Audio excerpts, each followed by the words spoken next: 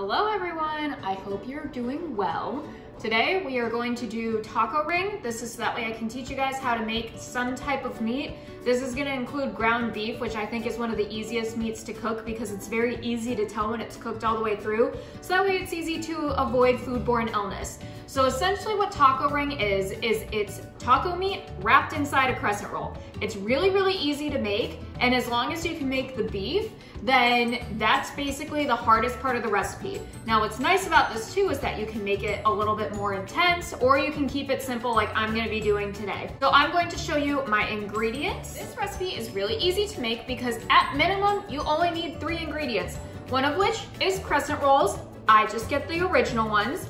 You need 1 packet of taco seasoning, or if you wanted to measure it out of a larger container, you can, but I like these packets because one of these packets flavors an entire pound of ground beef, so that way you don't have to do any measuring. And then you also need a pound of ground beef. So with the ground beef, you need to cook it all the way through because it has so many little nooks and crannies in it where bacteria grows. You need to be very, very careful of foodborne illness.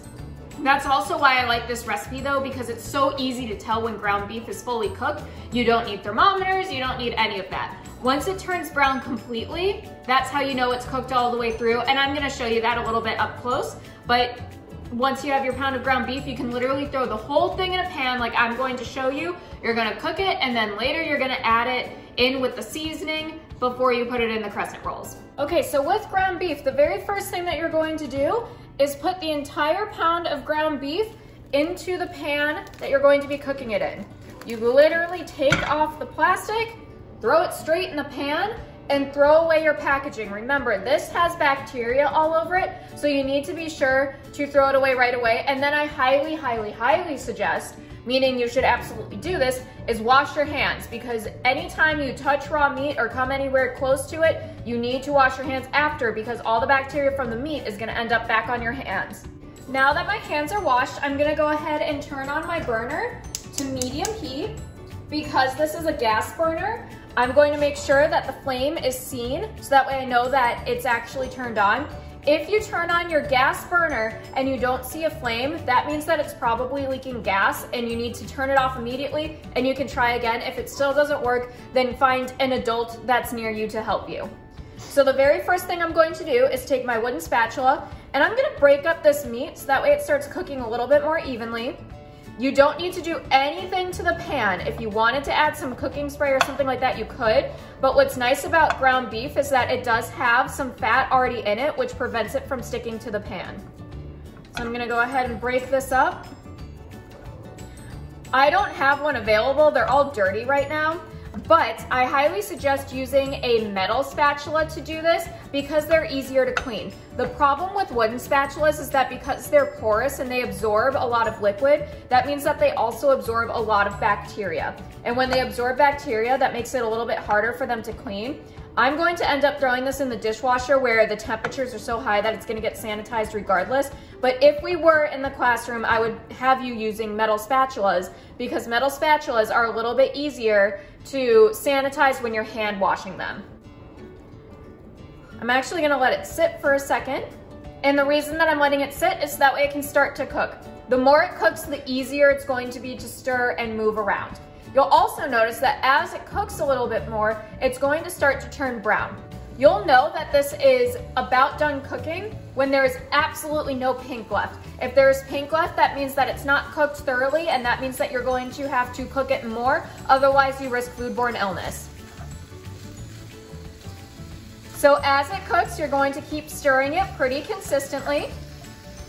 I just let it sit for a second so that way it could get started, because again, the more it heats up, the easier it's going to be to stir. When it's still cold after taking it out of the fridge, it's kind of hard to stir. So I like to give it a moment to heat up. It's sort of like, it's not defrosting it, but it is kind of similar to defrosting it. And then you just continue to stir.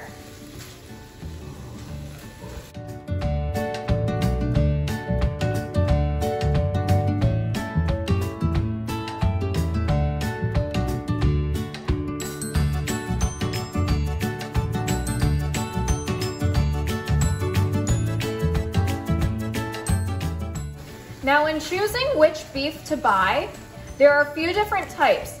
And what you'll normally notice on the package is that it'll say 80% beef, 20% fat, or 25% fat and 75% beef, whatever the case may be. I suggest getting something that's 80% beef, 20% fat, or an 80-20 ratio. The reason that I prefer that is because the more fat there is, the more moist the meat tends to be, and it's not as crumbly or dry after you cook it because it does absorb some of that moisture. However, if you want it to be healthier, go for a lower fat content. But I find that the 80-20 is like the sweet spot. And hopefully you can see right about now it's starting to turn brown, but there's still some pink in there. So see how there's some pink on my spatula, but the rest of it is mainly brown. We want to make sure that it's all brown.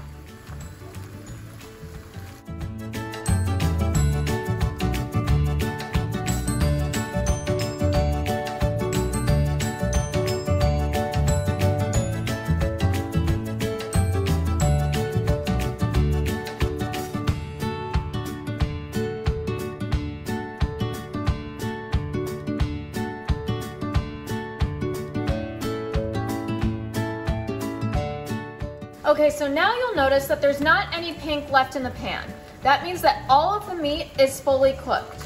You'll also notice that it looks like there's some liquid over here, and that is the fat that's melted off of the meat. That's what, in part, keeps it moist and helps give it a little bit of flavor. However, we're going to need to drain that before we make the rest of the taco ring. So I'm going to show you how to do that really quick, because you do not ever pour fat or grease or anything of the sort down the sinks. The reason for that is that it often clogs up the sinks and the drains, so you never do that. Instead, you drain it into a separate container where it can collect and solidify, and then you throw it in the trash. If you throw it in the trash too early when it's still liquid, you run the risk of melting the trash bag, so that's why we want it to solidify a little bit. Plus, once it solidifies, you can literally just scrape it off of whatever dish that is. So I'm going to let this cool down for just half a second, and then I'm gonna set everything up to drain it so that way you all can see it.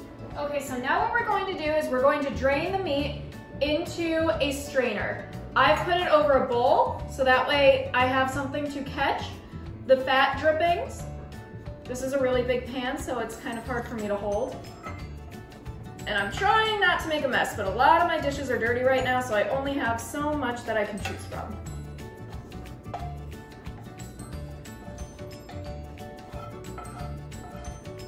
Remember that the pan is very hot, so you want to make sure not to burn yourself. And once you have it drained, you can set it off to the side somewhere where it's going to cool off safely. Now I can shake it out a little bit and let all of the fat drip off into that bowl where I can scrape it out later.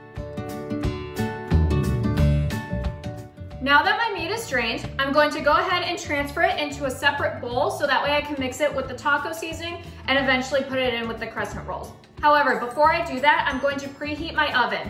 When you cook taco ring, you're going to cook it according to the crescent roll instructions. Now, because these are Pillsbury, I'm going to bake these at 350 degrees Fahrenheit for probably about, however long this says, 12 to 15 minutes. I'll probably put it in the oven and let it bake for about 13 minutes. The main reason that you are sticking the taco ring into the oven to finish baking is so that way the crescent rolls can bake. You don't need to worry about cooking the meat anymore because it's already pre-cooked. However, if you didn't cook the meat ahead of time, one, it would be incredibly difficult to mix it with the taco seasoning, and two, it would not cook all the way in the oven without burning the crescent rolls. So that's why you need to pre-cook it. So I'm going to go ahead and preset my oven for 350 degrees. In order to do that at home, you probably have a different oven than I do, so I'm not going to give you instructions in terms of how to preheat your oven. You can ask whatever adult or other person that's living with you has used the oven before how to preheat your oven. So the nice thing about cooking with 1 even pound of ground beef and a taco seasoning packet is that you don't need to measure out the taco seasoning. If you did have a taco seasoning jar or something like that, that wasn't 1 packet, you would just look on the back to see how many tablespoons or teaspoons or whatever it may be for however much meat you're cooking. With this, it's really nice and easy because I can just pour the whole thing in. Once I've thrown away my packet, I'm just gonna go ahead and mix up all of the taco meat with the seasoning. And this is what makes it taco meat. Now, because the meat is still hot, it's sort of evenly distributing the taco seasoning. It's sort of making it melt a little bit, even though it's just a bunch of dry ingredients. And this is also the time where if you wanted to make taco ring a little bit more fun and add some other ingredients, now would be the time to do so. I don't have any right now, but ordinarily, this is when I would add a bunch of shredded cheese straight to the meat. And what's nice is that because the meat is still hot, it melts the cheese so it's evenly distributed. If you wanted to, you could also add a little bit of water to add some extra moisture, but I think this looks fine, so I'm not going to. And you just really want to make sure that all of the seasoning is evenly incorporated and that all of the meat has some seasoning on it. Now that my taco ring is ready, I'm going to go ahead and set up a baking sheet so that way I can assemble the taco ring. Now I have my baking sheet ready. I covered it with tin foil just to make cleanup a little bit easier later. You do not have to do this though. Baking pans are made for food to be put directly on them. However, I just don't want to have to wash it because it doesn't fit super well inside my dishwasher. So I'm putting tin foil on it instead. What makes it a little bit easier for cleanup and for even cooking is if you put the dull side of the tin foil facing up, so that way the dull side is the side facing the food. Now I'm going to go ahead and open up my crescent rolls. In order to open up your crescent rolls, you'll notice a little peel here sticker, and you're going to peel where it says to peel here. And then there's a seam on the crescent roll packet. You're going to take a spoon or your fingers or the countertop or something like that, and you're going to press down until it pops. There we go. So now you unroll it, plop it on out there, throw away your trash as you go. You will thank me later. I'm going to unwrap my crescent rolls a couple at a time so that way I don't lose room on my baking sheet. So what I'm going to do is I'm going to lay one of my crescent rolls out flat. I'm going to take a couple spoonfuls of taco meat and just plop it right on there, like that. And then I'm going to wrap in 2 corners first, so that way it has 1 corner open but 2 are touching. And then I'm going to use that last corner to sort of wrap everything around, so that way it's nice and packed. Scooch it over to the side, so that way I have some room to add more things later. And there you go, that is your first taco ring. Now this will make however many crescent rolls you have in a packet, depending on the brand, it may vary. I have 8 in this packet, so I'm going to be making 8 taco rings.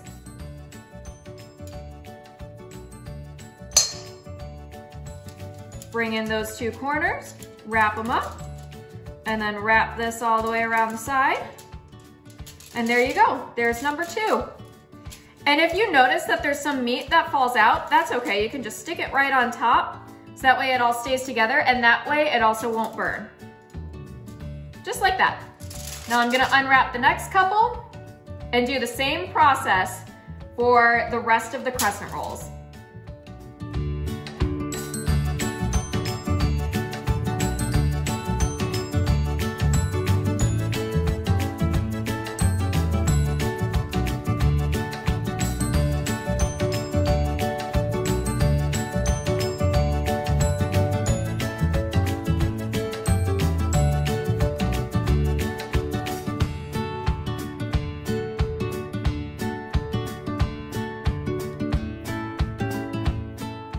Now the other thing to remember once you're placing these on your sheet to get ready to bake is that you do want them to be sort of far apart from each other, at least maybe an inch or so, because when they bake, these crescent rolls are going to expand. If they end up baking into each other, it's not the end of the world. You can just go ahead and cut them apart, but it is something to keep in mind. I also have some leftover taco meat. You can save that for something else. You could make a quesadilla or something like that. So my oven is preheated. I'm going to stick these in for about 13 minutes and then I'm going to check on them. You'll know that they're done when all of this dough becomes golden brown. While this is in the oven, I'm going to go ahead and clean up what I want to tell you about the rest of the week is that this week is sort of focusing on cooking with special ingredients. So I'm also going to upload a video about cooking rice and cooking pasta, because those are two of your basic carbohydrates that you're going to need to know how to cook at probably some point in your life for some reason or another.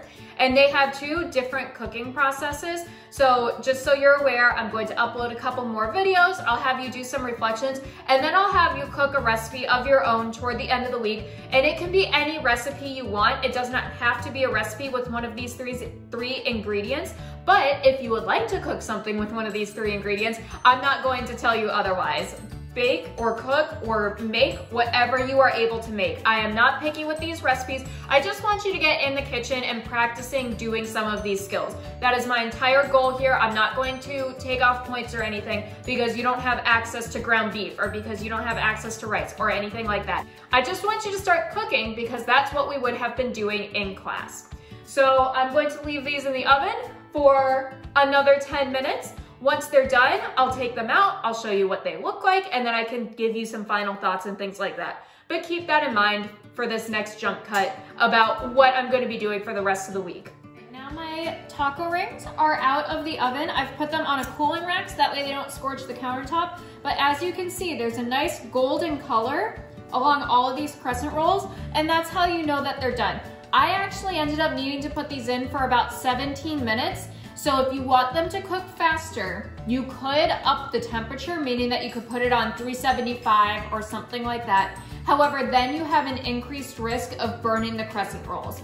If you don't mind them potentially being burned, go ahead and put it up to 375. Or if you want, you can just keep on adding time. One of the most important things to remember is that if you put them in for too long, you can't take away baking time. But if you put them in for too short of a time, you can always add on a couple more minutes. I started with 13, and then I added on another 2 minutes, and then another 2 minutes after that. So just keep an eye on them. Double check them every couple of minutes. But this is your finished product, and honestly, I haven't tried these yet because they're still cooling down, but they're absolutely delicious. This is one of my favorite foods. So now that you know how to cook something with meat, you can make a lot of different types of recipes with meat.